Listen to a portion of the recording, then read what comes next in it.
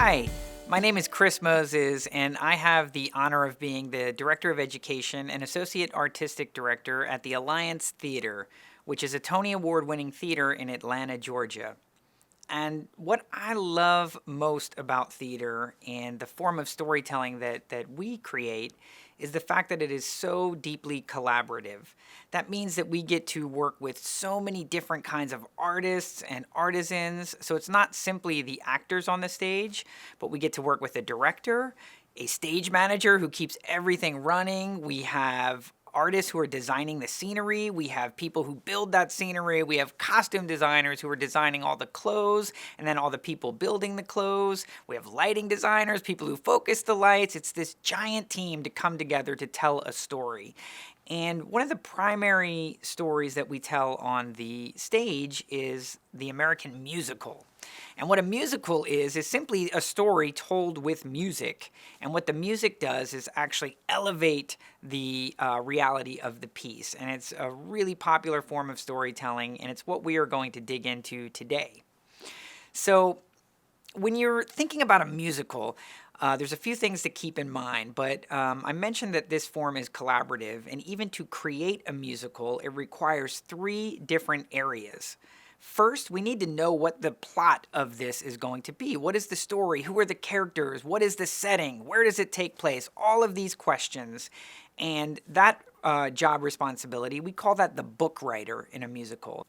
Then there are the songs themselves, all of the music, all of the wonderful melodies that you hear. And that role is called the composer. So we have the bookwriter, the composer, and then we have the person who's writing all of the words to these songs, the lyrics, and naturally we call that role the lyricist.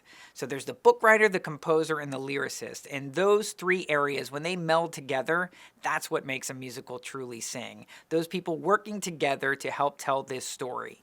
And today we are going to focus primarily on that third area, the lyrics. We are going to write some song lyrics.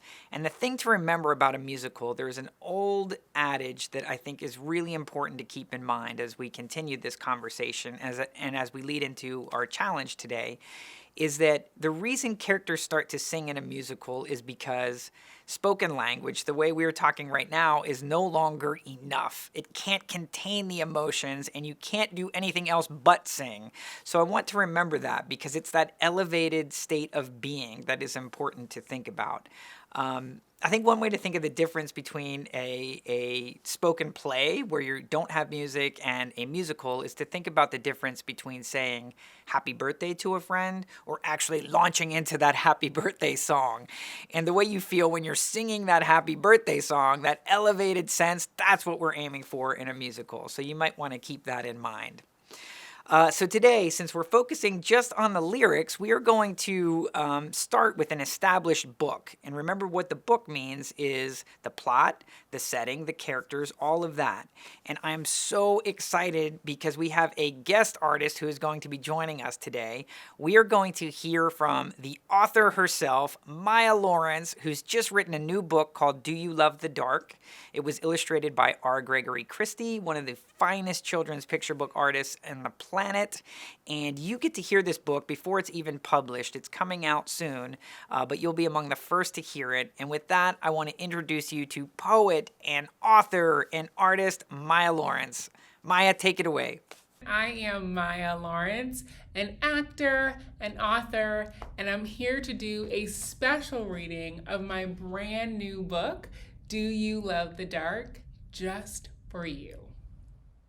Do You Love the Dark? Story by Maya Lawrence, illustrations by R. Gregory Christie, and commissioned by the Alliance Theater. Book design by Talia Bromstad.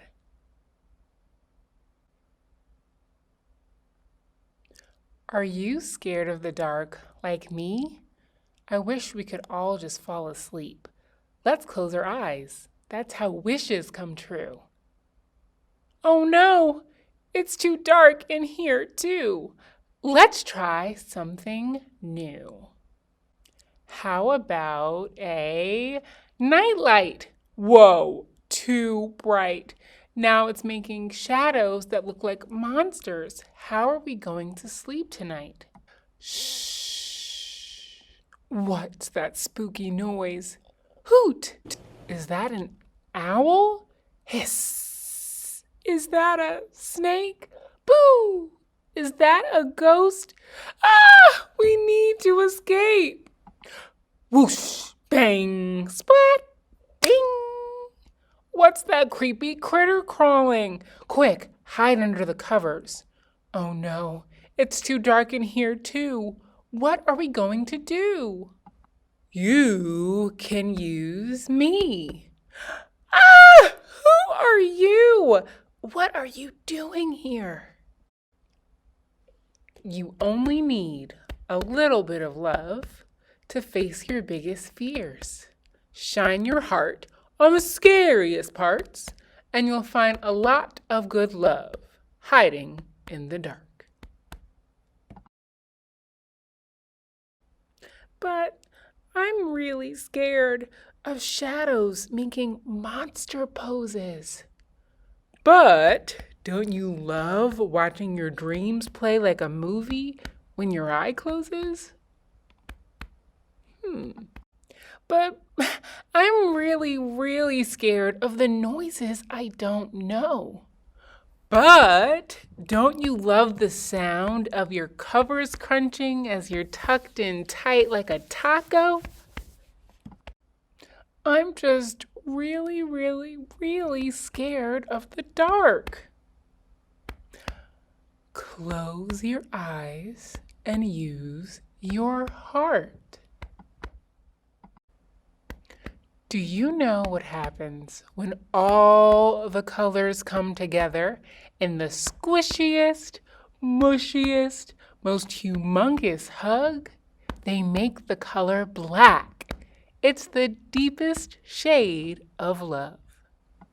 When you're facing your biggest fear, shine your heart on the scariest part, and you'll find a lot of good love glowing in the dark.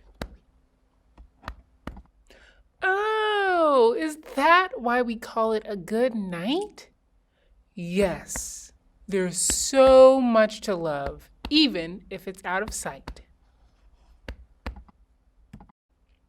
Good night, monsters dancing in the light.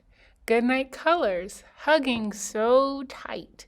Good night, songs the owls sing. Hoot, hoot. Good night to all my lovely things. Good night, love. Good night, heart. Good night, light. Good night, dark. Good night, dreams. Good night, me. Do you love the dark like I do? Well, then good night to you too. Good night, good night, good night, love.